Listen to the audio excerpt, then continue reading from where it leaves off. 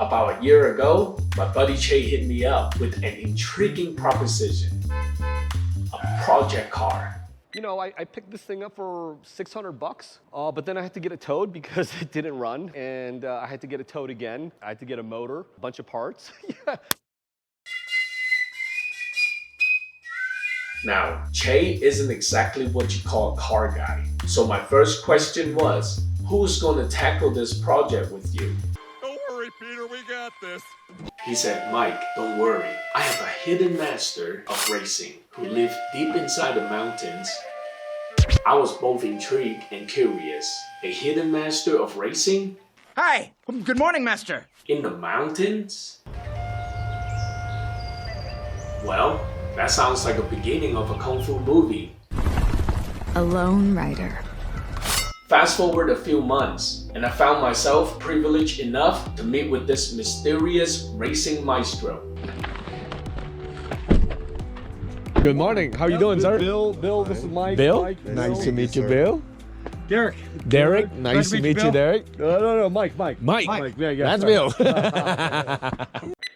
But before we dive into the video, make sure to hit that subscribe button, ring the notification bell, and give this video a thumbs up. We've got a front row seat to Che's racing journey, and you won't want to miss any of the action.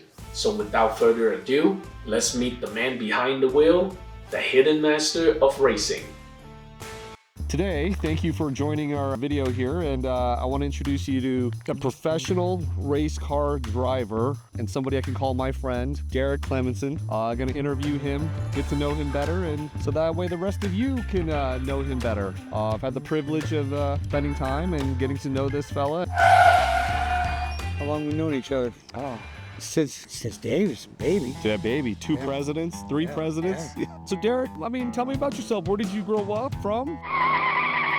Dad was in the Navy, so I was born in California, but kind of grew up all over the place. Every 2 years, pretty much, we'd move. Every time we'd move somewhere, you'd find a local track, and that's pretty much how I got the racing bug. He was a big fan. Yeah, born in California, lived in Hawaii, lived in Charleston, South Carolina, lived in Maine. When we lived in Charleston, 1972, my dad took me to my first NASCAR race at Darlington. Okay. Yeah, so I would have been 10. Do you remember what your first racing experience?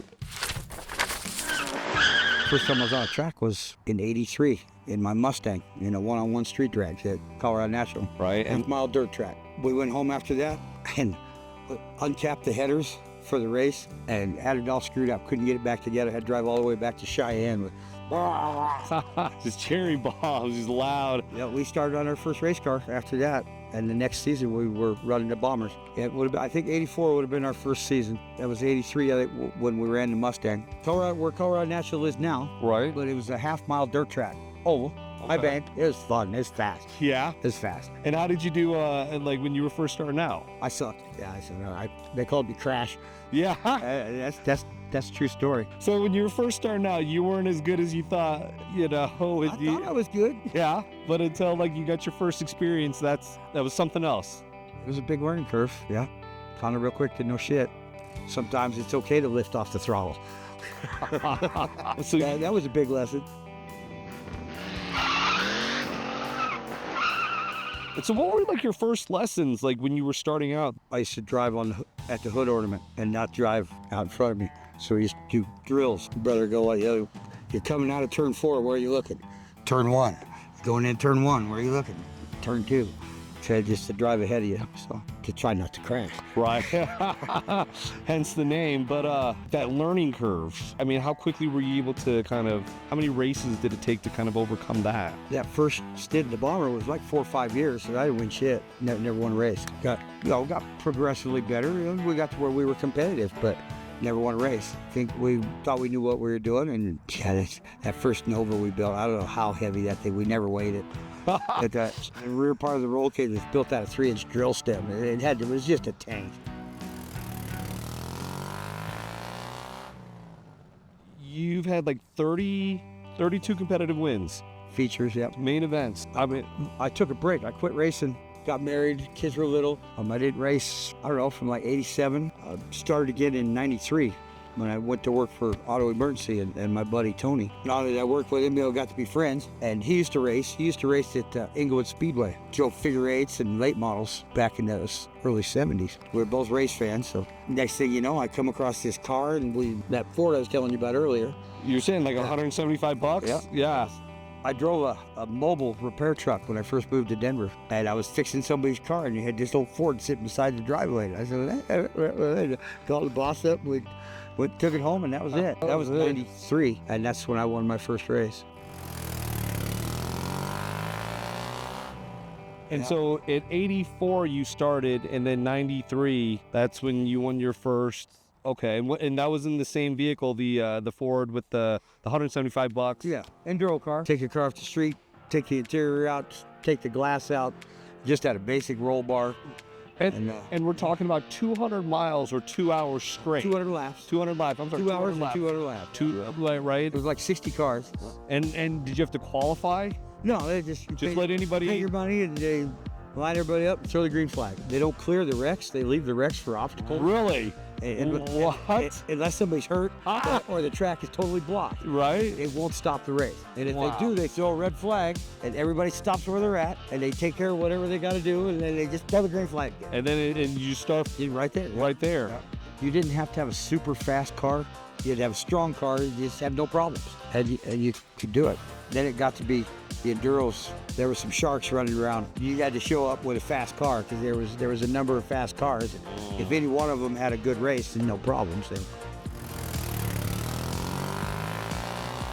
But that's just when things started to get a little okay. Actually, I tied one. A good friend of mine, Dennis Edwards. He's a racer.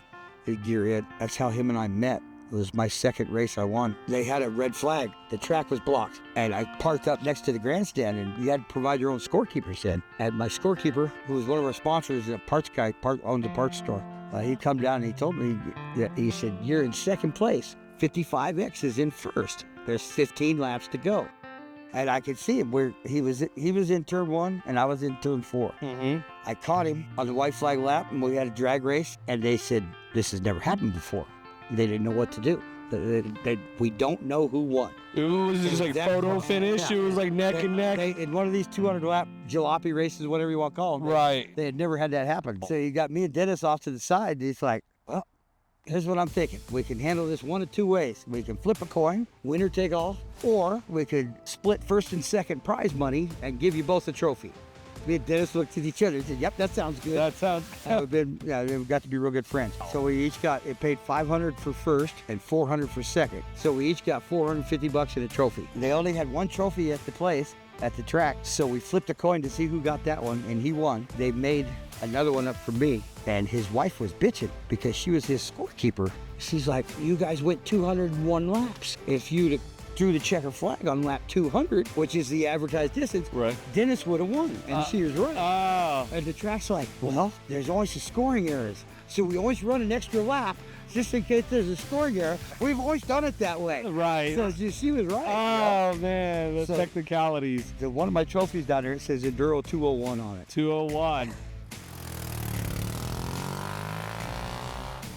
Dennis raced with me right up, moved up. We raced Econo stock together and super stock at the dirt track. And then he was the first one to move up to Colorado National on the asphalt. Right. He got a pro truck. We followed him after that. So this was first like a stock car. How long did you run that vehicle for? 2 years. Then after that you jumped. We went to, they changed everything. It went from running the Enduro series, which they ran about 6 a year. They started calling them Econo stocks. And instead of running 200 laps, we were running 30 laps, 25 laps, and qualifying in that. So that's when we started the Econo stocks. Bought that 78 Impala and then built it, it was a badass car. I love that car.